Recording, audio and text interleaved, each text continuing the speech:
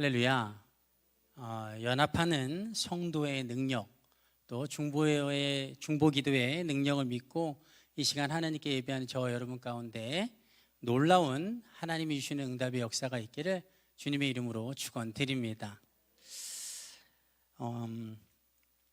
오늘 저희 어머니께서 그 수술을 하셨습니다. 그 디스크가 터져서 그게 이제 신경을 누르면서 너무 이게 주사로는 되지 않는다 그래요. 그 정도까지 심해져서 굉장히 어려운 말인데 요추 추간판 탈출증인가? 네, 아마 그런 것 같습니다. 그런 수술을 급히 하셨는데 이제 그래서 이제 하루 종일 준비하며 기도하고 그리고 또 수술 가운데 기도하고 그리고 이제 수술이 마치고 제 동생이 이제 거기에 간호인으로 들어가 있으면서 전화가 왔는데 동생이 울면서 전화가 왔어요. 왜 우냐 하면 너무 아파하신다고. 마취가 풀리고 나니까 뭐 무통주사를 놓고 뭐 다 해도 너무 아파서 제가 이제 자라면서 어머니께서 우시는 거를 거의 본 적이 없는데 어머니가 막 우신다고 너무 고통스러워한다고 하면서 기도 좀 해달라고 이야기를 하더라고요. 그래서 어머니를 이제 바꿔서 그 말도 제대로 못 하시는데 이제 고통 때문에 그 전화기에 대고 이제 하나님 앞에 기도를 했습니다. 그러고 나서요 10분도 안 돼서 동생과 다시 통화를 하는데 목소리가 바뀌었어요. 그러면서 하는 말이 뭐냐면 좀 나아지셨다고. 그리고 사진을 보냈는데 평안하게 눈을 감고 계신 주무시는 것 같아요. 그런 사진을 보내왔습니다.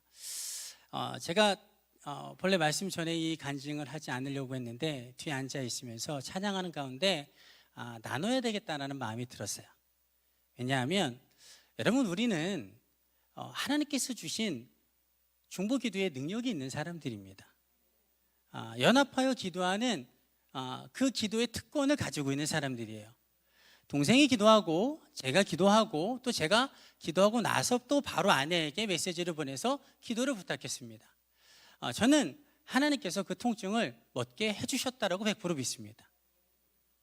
왜냐하면 하나님께서는 함께함의 능력, 의인의 간구는 역사하는 힘이 크다라고 말씀하셨기 때문에. 여러분 마태복음 11장 12절을 보면요 예수님께서 제자들에게 무엇을 말씀하시냐면 세례 요한 때부터 지금까지 천국은 침노를 당하였거니와 침노하는 자는 천국을 빼앗느니라 이렇게 말씀하세요. 그러니까 천국이라는 건 우리가 죽어서 가는 천국도 있지만 하나님의 나라, 하나님께서 나를 지배하시고 다스리시고 세상의 원리가 아니라 하나님의 원리 안에서 하나님께서 부어주시는 그 모든 혜택을 받으면서 살아갈 수 있는 게 하나님의 나라거든요. 그 하나님의 나라는 굉장히 단순한 원리예요. 무언가를 대단히 많은 것을 노력해서가 아니고요 닫혔다 열렸다는 것이 아니라 열려져 있는데 얻고자 하는 자가 얻는 거예요. 얻고자 하는 자가 얻는 거예요. 굉장히 단순한 원리입니다. 그런데 그 얻고자 함이 없어서 누리지를 못하고 얻지를 못하는 거예요. 우리가 아이들 찬양 가운데 우리 선생님들 계신데 천국은 마치 감추인 보화 이렇게 이야기를 하잖아요. 그러니까 밭에 감추인 보화를 발견하고 집을 팔고 모든 것을 팔아서 그 밭을 사는 거예요. 왜? 내가 지금 파는 것보다 그 밭에 담겨진 보화가 더 귀한 걸 아는 겁니다. 여러분 보화를 캐는 일은 어렵지 않아요.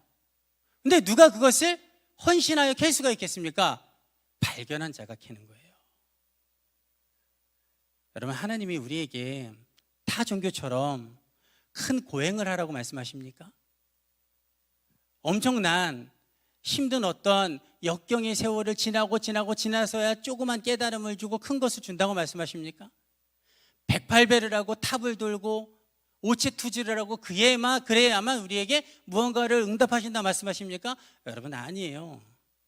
성경을 통해서 하나님이 우리에게 이미 주신 것들을 깨닫고 그대로 하는 자가 누리는 거예요. 할렐루야. 저는 믿습니다.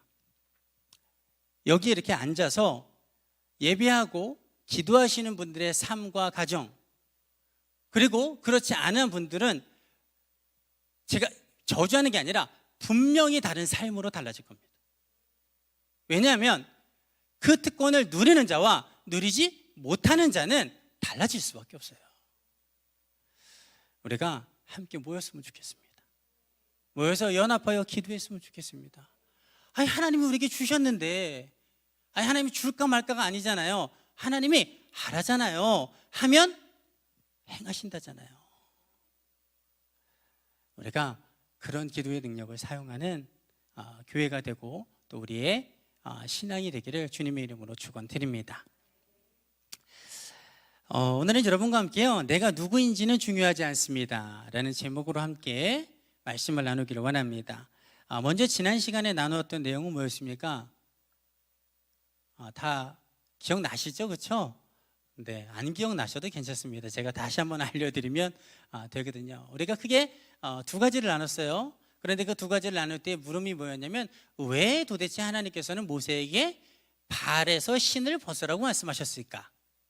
이게 물음이었어요. 그런데 그 이유 두 가지는 뭐였냐면, 첫째는 너의 죄를 벗어버리라는 거였습니다. 신발을 벗는 게 아니라 사실은 너의 죄를 벗어버리라. 지금까지는 너의 욕정에 이끌려서 죄악된 길을 걸어 다녔지 않냐? 그 걸어왔던 길을 이제는 벗어버리고 이제는 거룩한 길로, 그리고 하나님께서 원하시는 정결한 삶의 그 길로 나아가기로 결단하라라는 거예요. 이제는 모든 죄악들에서 돌이켜서 회개하고 거룩한 길로 걸어가야 된다. 이제는 모든 습관들을 버려야 된다. 이게 신을 벗으라는 첫 번째 의미였습니다. 두 번째 의미는 뭐였습니까? 오직 하나님께만 복종해야 한다라는 것이었죠.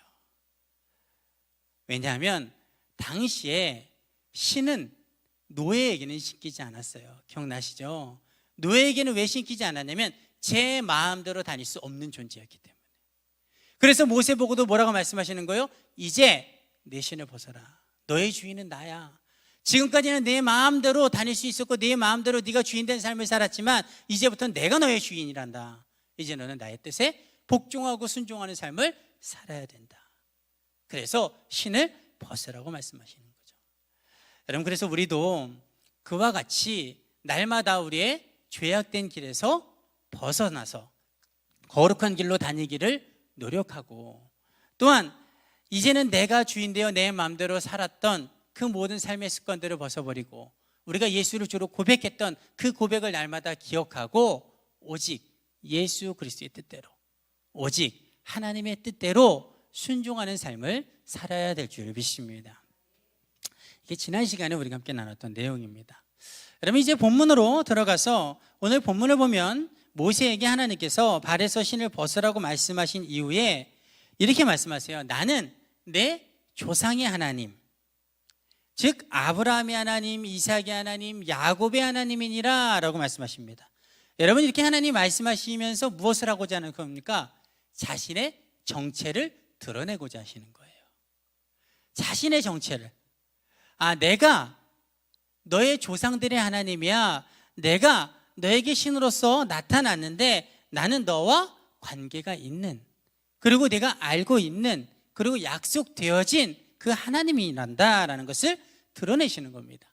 그리고는 모세에게 내가 애굽에 있는 내 백성들의, 이스라엘 백성들의 고통을 보았고 이제는 그들을 애굽인의 손에서 건져내려고 한다. 그래서 모세, 너를 바로에게 보내어 내 백성을 애굽에서 인도하여 내게 할 것이다. 출애굽시킬 거다. 탈출시킬 것이다 라고 말씀하셔요. 한마디로 말하면 내가 내 백성 구원하려고 하는데 너를 보낼 거야. 그러니까 네가 가서 내 백성을 좀 꺼내와라. 이렇게 말씀하시는 거죠. 그러자 모세가 뭐라고 대답합니까? 이사야 선지자처럼 주님, 내가 여기 있사오니 나를 보내소서 라고 대답하면 좋겠는데, 여러분, 모세는 그렇게 대답하지 않아요. 뭐라고 대답하냐면 11절을 보면 내가 누구이기에 바로에게 가며 이스라엘 자손을 애굽에서 인도하여 내리까 라고 이야기를 해요. 내가 누구이기에. 여러분, 무슨 말입니까? 지금 모세의 말의 즉슨, 아이고 하나님, 내가 무슨 능력이 있다고, 내가 뭐 그리 대단한 존재라고, 또 어떻게 보면 지금 내가 이 미디안 광야에서 도망자로서 40년을 살게 된 것이 누구 때문이요? 엄연히 따지면 이스라엘 백성들의 배신 때문이잖아요. 원래 사실은 자기가 선하지 못한 방법으로, 옳지 못한 방법으로 폭력을 써서 산진을 저질러서 도망자의 신세가 되었지만, 그런데 그 도와서는 어디에 있었습니까? 이스라엘, 자기가 도우려고 했던, 도와줬던 그 이스라엘 민족이 발구하려고, 그들 때문에 그 죄가 드러나서 도망치게 된 거지 않습니까? 그러면 그렇게 인간적으로 볼 때 섭섭하고 그 다음에 배신적인 마음이 드는 그들인데, 내가 뭐 그리 그들하고 큰 좋은 관계라고, 뭔 상관이 있다고 바로 왕에게 가서 또 저 큰 애굽에서 무시무시한 권력을 가지고 있고 힘을 가지고 있는 그 애굽 땅에서 이스라엘 백성들을 구원할 수 있단 말입니까? 저는 못합니다 라고 얘기를 하는 거예요. 다시 말해서 나는 자격도 없고 능력도 없고, 그리고 그들을 구원해낼 만한 그들과의 그다지 큰 관계도 없는 사람입니다 라고 이야기를 하는 거죠. 여러분, 사실 인간적으로 보면 모세의 말도 그리 틀린 말은 아닙니다. 왜냐하면 예전에 애굽의 왕실에서 있을 때의 모세와 지금 하나님이 부르실 때 모세는요, 그 능력의 차이가 천지 차이입니다. 애굽의 왕실에 있었을 때 모세처럼 지금 모세가 큰 힘을 가지고 있지 않아요. 정치적인 기반, 그 다음에 권력, 권위, 그리고 육체적인 힘, 아무것도 없습니다. 오히려 지금은 80세의 노인으로서 기력이 쇠하였고, 그리고 애굽에서는 그 누구보다 이스라엘 백성들을 꺼내기에 부적합한 자예요. 불리한 조건을 갖고 있습니다. 그게 뭐예요? 자신의 죄잖아요. 죄 짓고 도망쳤는데 그 나를 잡으려고 하는 그 곳에 가서 이스라엘 백성들을 꺼내야 되면 다른 사람보다 훨씬 더 불리한, 가장 불리한 조건을 갖고 있는 게 지금 모세라는 거죠. 여러분, 그러면 하나님께서는 그 상황을 모르시고, 모세가 육체적인 능력이 없고 정치적인 기반이 없고 사회적인 지위가 없고, 그리고 그 죄로 인한 걸림돌이 있다는 것을 모르시고서 지금 애굽으로 가서 내 백성을 구해내라라고 말씀하시는 건가? 여러분, 그렇지 않습니다. 여러분, 하나님은요, 지금 모세가 능력도 없고 자격도 없고 마음도 없고 힘도 없고 다 없고, 그리고 죄로 인하여서 애굽 땅에 가면 그 누구보다 불리한 사람이라는 것을 너무나도 잘 알고 계세요. 어떻게 하나님이 모르실 수가 있겠습니까? 그런데도 불구하고 모세를 그 바로 왕과 애굽 땅에 보내는 이유가 있어요. 그 이유는 뭐냐면요, 하나님께서 모세와 함께 하실 것이기 때문입니다. 다른 것 다 없는데요, 그 이유 하나가 모세로 하여금 가도 되는 이유가 되는 거예요. 모든 안 되는 이유를 다 덮어버리는 거예요. 어떤 이유 하나가요? 하나님이 모세와 함께 가실 것이라는, 함께 하실 것이라는 그 이유 하나. 할렐루야. 여러분, 이게 오늘 결론이나 마찬가지예요. 여러분, 안 되는 모든 이유가 있어도요, 하나님이 함께 하시는 것 그거 하나가 있으면요, 안 되는 이유를 다 덮고 되게 만들 수 있는 거예요. 그 이유 때문에 하나님은 다 아시면서도 그 모든 것은 안중에도 없으신 거예요. 전혀 문제가 되지 않거든요. 하나님이 함께 가시면, 함께 하시면 그 모든 것들은 아무것도 아니라는 걸 아시기 때문에, 아시면서도 지금 모세로 하여금 바로 왕에게 가서, 저 애굽에 가서 내 백성 이스라엘을 꺼내 와라라고 말씀하고 있다라는 것이죠. 여러분, 그래서 12절을 보면 하나님이 이렇게 말씀하시잖아요. 내가 반드시 너와 함께 있으리라. 내가 반드시 너와 함께 있으리라. 걱정하지 마라. 안 되는 이유가 100가지, 1000가지, 10,000가지가 돼도 상관없어. 내가 너와 함께 있으면 되는 거야. 내가 너와 함께 있으면 그 모든 것들은 아무 소용이 없는 거란다. 어떠한 것도 방해가 되지 않는다. 내가 반드시 너와 함께 있을 것이다. 그러니까 그걸 믿고 나아가라 가라라는 것이죠. 여러분, 우리는 여기서 하나님이 함께 하신다라는 것에 대한 의미를 좀 더 깊이 깨달을 필요가 있습니다. 왜냐하면요, 대부분의 크리스찬들은 하나님이 나와 함께 하신다, 하나님이 함께 하실 거야 라고 말을 하면요, 대부분은 뭐라고 생각하냐면, 그 말의 뜻을 딱 느낌을 뭐라고 생각하냐면, 내가 주체가 되고 하나님이 서브, 나를 좀 뒷받침하고 도와주고, 혹 위험한 일이나 그 다음에 무슨 일이 생길 때 그때 하나님께서 막아주시고 도와주실 거야, 이 정도에서 생각해요. 어떤 분들은 좀 더 나아가서 내가 주체가 되고 내가 무언가를 이렇게 할 수 있도록 하나님께서 모든 것 가운데 나에게 공급해 주실 거야, 이렇게 생각합니다. 여러분, 틀리진 않습니다. 예를 들면 아이가 동네에 아주 무서운 아이들한테 맨날 맞다가 어느 날 가서 큰 소리 뻥뻥 칠 때가 있어요. 그때 보면 그 뒤에 누가 있어요? 자기 큰형이나 아버지가 서 있어요. 자기 큰형이나 아버지가 딱 뒤에서 서 있으면요, 맨날 얻어 터지다가도 큰 소리 뻥뻥 치는 거예요. 일로 와. 왜? 믿는 구석에 있는 거거든요. 여러분, 대부분의 크리스찬이 그 정도에서 하나님을 생각하는 거예요. 여러분, 틀리지 않아요. 왜냐하면 하나님은 우리의 인생길에서 우리가 어느 방향으로 가든지 우리 뒤에서 우리를 든든히 지키고 계시는 하나님이시기 때문에 그렇습니다. 여러분, 그러나 중요한 것은 하나님이 함께 계신다, 하나님이 나와 함께 하신다의 의미는요, 그 정도의 의미가 아니라는 겁니다. 그것보다 훨씬 더 크고 깊고 놀라운 의미가 숨겨져 있다는 거예요. 여러분, 오늘 본문이 그것을 이야기해 주는데, 본문 8절을 보세요. 여러분, 8절을 보면 모세에게 가라고 말씀하시기 전에 이렇게 말씀하십니다. 내가 내려가서 그들을 애굽인의 손에서 건져내고 그들을 그 땅에서 인도하여 아름답고 광대한 땅, 젖과 꿀이 흐르는 땅, 곧 가나안 족속, 헷 족속, 아모리 족속, 브리스 족속, 히위 족속, 여부스 족속의 지방에 데려가려 하노라, 이렇게 말을 해요. 모세 보고 네가 가라라고 말씀하기 전에 하나님 뭐라고 말씀하셨어요? 내가, 하나님이 내려가서 어디로요? 애굽으로 그들을, 누구를? 이스라엘 백성들을,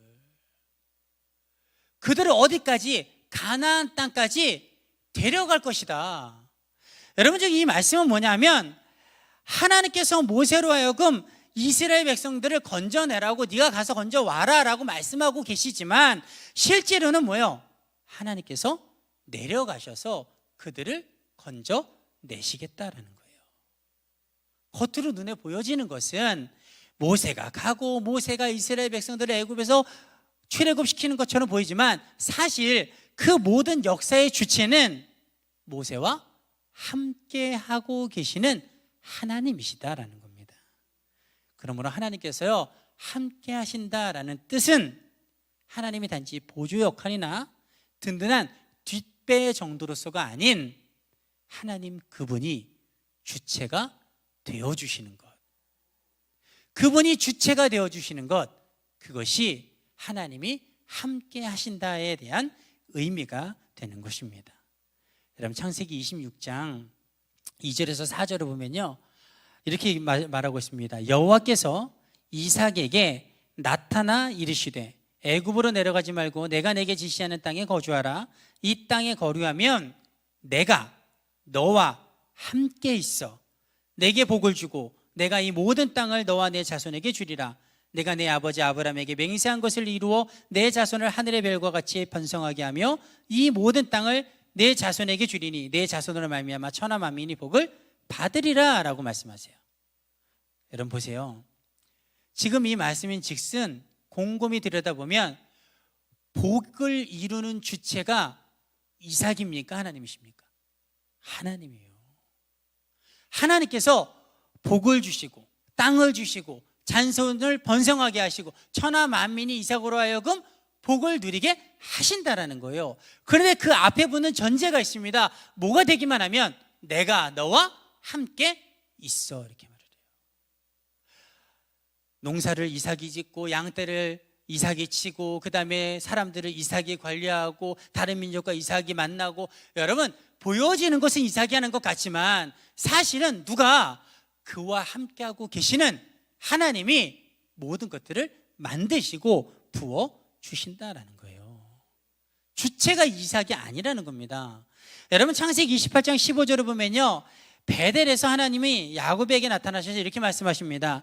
내가 너와 함께 있어 내가 어디로 가든지 너를 지키며 너를 이끌어 이 땅으로 돌아오게 할지라. 내가 내게 허락한 것을 다 이루기까지 너를 떠나지 아니하리라 하신지라. 이렇게 말을 해요. 하나님께서 뭐라고 말씀하셨다고요? 내가 너와 함께 있어. 어디로 가든지 너와 함께 있을 것이다 말씀하셨어요. 이때부터 야곱의 삶의 주체가 바뀝니다. 그래서 이후에 하나님께서 야곱이요, 평생을 사랑하는 여인을 그 넓은 들에서 가장 먼저 만나게 하세요. 그게 누구예요? 라헬이에요. 라헬을 만나게 하십니다. 외삼촌 라반의 집에 가서 살다가 그 품삯을 10번이나 속임을 받고, 그리고 착취당하고 어떻게든 안 주려고 하는데도 하나님이 복의 주체가 되어서 야곱의 인생 가운데 개입하시니까 야곱이 그곳에서 거부가 돼요. 그리고 도망 나와서 고향 땅으로 올 때에도 길라산에서 외삼촌 라반의 추격대에 의해서 잡혀서 이제 내일이면 죽어요. 그런데 야곱은 꿈에도 모르고 있어요. 그때 하나님이 외삼촌 라반의 꿈에 나타나셔서 너는 좌우간에 아무것도 판단하지 마라, 손대지 마, 이렇게 말씀하신단 말이에요. 그래서 말하자면 협박받아갖고 두려워갖고 라반이 그 다음날 고이 야곱을 돌려보내는 거예요. 여러분, 야복강가에서 하나님이 그의 주체가 되셔서 에서의 눈을 바꾸시잖아요. 그래서 눈물에 아름다운 상봉을 하게 하시고, 그리고 마침내 어디까지? 헤브론까지 돌아오게 만드세요.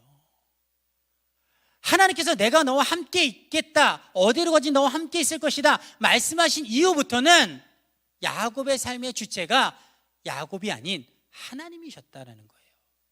겉으로 볼 때는 야곱이 한 것 같습니다. 그러나 실제로는 다 누가 하신 거예요? 하나님이 하신 거예요. 할렐루야. 여러분, 뿐만 아니라 여호수아에게도 다윗에게도 이사야에게도 기드온에게도 또 위대한 많은 사명을 감당한 성경 속 인물들에게도 하나님은요, 그들과 내가 너와 함께 할 것이다 라는 말씀을 하시고 나서 그들의 삶에, 그들의 사역에, 그들의 사명의 그 땅에 주체가 되어주세요. 그래서 필요한 지혜와 능력과 돕는 자와 그리고 천군 천사까지 보내시고, 그들은 알지 못하지만 우리는 성경을 보면 알 수 있어요. 하나님께서 이래서 이들을 이렇게 움직이시는구나, 이걸 깨닫게 하시는구나, 또 이렇게 돕는구나. 여러분, 하나님이 그들을 사용하셔서 그들이 주체가 아니라 그들 가운데 함께 계심으로 하나님이 주체가 되어 모든 것을 이루어 주셨다라는 사실이에요. 그래서 우리는 그들을 부러워할 필요가 없는 거예요. 우리가 이렇게 볼 때, 야, 이렇게 대단한 사람이야, 이렇게 대단한 사람, 대단하죠. 근데 사실 진짜 대단한 건 누구냐면 하나님이세요. 하나님이 다 하신 겁니다. 할렐루야. 여러분, 그런데 중요한 것은요, 성경이 우리에게 뭐라고 말하고 있냐면 마태복음 28장 20절에 이렇게 말합니다. 내가 너희에게 분부한 모든 것을 가르쳐 지키게 하라.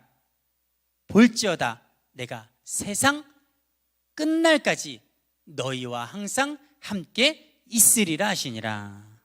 여러분, 여기서 너희가 누굽니까? 예수를 주로 고백하고 따르는 제자된 우리들이에요. 하나님이 우리에게 뭐라고 말씀하신 겁니까? 내가 너희와 세상 끝날까지 함께 할 것이다 라고 말씀하셨어요. 또한 요한복음 14장 16절에서 17절을 보면요, 내가 아버지께 구하겠으니 그가 또 다른 보혜사를 너희에게 주사 영원토록 너희와 함께 있게 하리니, 이렇게 말씀하세요. 하나님이 우리와 영으로서 함께 하고 계시는 거예요. 할렐루야. 여러분, 그래서 우리가 선택할 수 있는 게 아닙니다. 우리가 예수를 주로 고백하고 그분을 나의 주로 영접하고 그분을 따르겠다고 작정하고 결단한 그 순간서부터, 하나님의 나라 백성이 된 그 순간서부터 성령이 우리 안에 계심으로 말미암아 그분이 우리와 함께 하세요. 그래서 그때부터 우리의 삶의 주체는 우리가 아니에요. 하나님이 이미 나와 함께 하고 계셔요. 할렐루야. 그래서 우리는 담대할 수 있는 거예요. 아멘할 수 있는 거예요. 우리가 뭐라고 아멘할 수 있습니까? 하나님의 일을 무언가 맡길 때에 나를 보면 어떻게 아멘할 수 있어요? 그렇죠? 내가 그거 어떻게 받을 만한 건강이 있습니까? 시간이 있습니까? 환경이 됩니까? 지식이 있습니까? 아니면 내가 내비누를 봐도 그것을 감당할 만한, 그 거룩하고 위대한 것을 감당할 만한 자격이 하나도 되지 않는데 어떻게 아멘을 할 수가 있습니까? 아니, 거꾸로 하나님이 나를 뭘 보고 그걸 맡기겠습니까? 내가 나를 봐도 못 맡길 것 같은데. 우리가 뭐라고요? 우리를 뜯어보면 저와 여러분이 뭐 그렇게 대단한 사람입니까? 하나님의 위대한 일을 맡을 만한 그런 능력이 있는 사람입니까? 하나님이 그걸 모르십니까? 하나님도 아셔요. 우리도 알아요.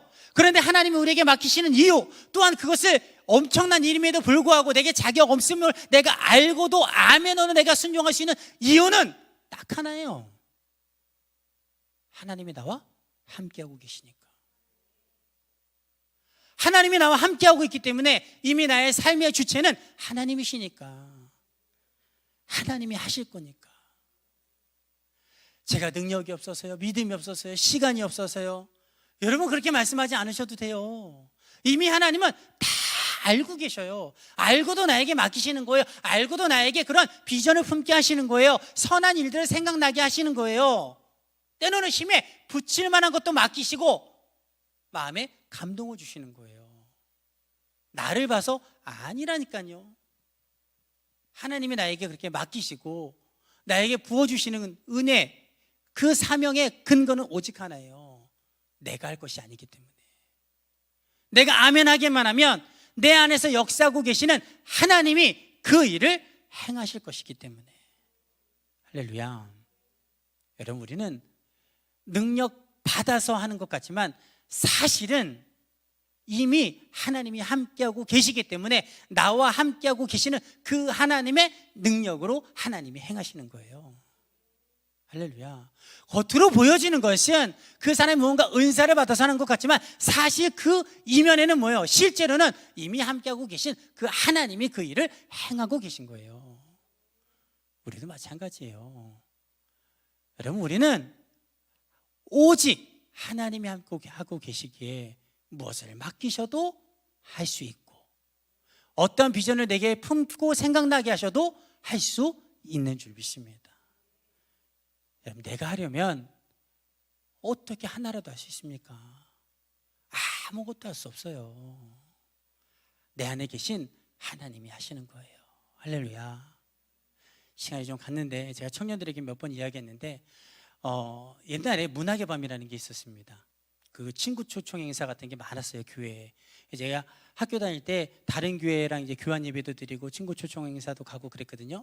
그런데 한 번은 큰 교회에서 이제 문학의 밤을 한다 그래서 갔는데 제가 다른 교회에서 오니까 나중에 2부 때 레크레이션을 하는데 스피드 퀴즈 아시죠? 가족 오락관에 있었던 그런 스피드 퀴즈를 하는데 저희 팀의 대표로 저를 추천을 한 거예요. 그래도 좀 세워주려고. 여러분, 제가 나가서 스피드 퀴즈를 우리 팀한테 내는데 10문제 중에 몇 문제를 맞췄을 것 같습니까?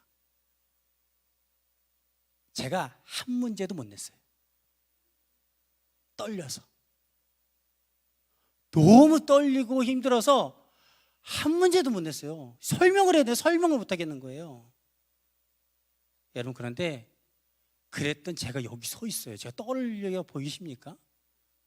사실은 떨릴 때도 많은데 하나님 앞에 떨리지, 사람 앞에서는 잘 떨리지 않아요. 여러분, 하나님이 만들어 쓰시는 거예요. 아니, 사실은 만들지 않아도 그냥 하나님이 하시는 거예요. 여러분, 우리는 그 믿음을 좀 갖고 살았으면 좋겠습니다. 내가 어떻게 그걸 할 수 있어? 아니요, 하나님이 하신다니까요. 내 안에 계신 하나님이 기도하다가 어떤 비전을 주세요, 선한 마음을 주세요. 그러면 어떻게 내 형편에 적어서, 아니요, 하나님이 하신다니까요. 하나님이 원하시는 건 내가 물꼬를 트는 일이에요. 여러분, 하나님께서 함께 하신다는 건 하나님이 주체가 되어주시는 겁니다. 하나님은 이미 나와 함께하고 계십니다. 우리와 함께하고 계십니다. 여러분, 그 이유 하나만으로 우리가 무엇이든지 아멘으로 순종하고 무엇이든지 하고자 하는 일에 기도로, 그리고 한 발 한 발 나아가는 저 여러분 되시기를 주님의 이름으로 축원드립니다.